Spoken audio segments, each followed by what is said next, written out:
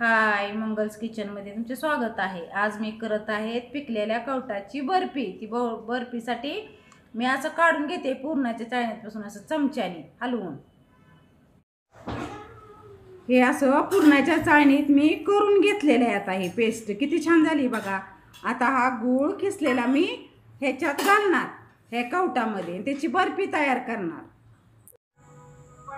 ही अशी कवटाची बर्फी तयार झाली।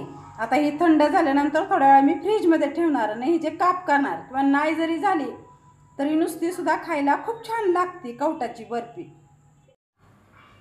अशी किती मस्त बघा कवटाची बर्फी तयार झाली। आता ही निघते बघा, हे बघा, हे बघा किती सुंदर तयार झाली बघा कवटाची बर्फी।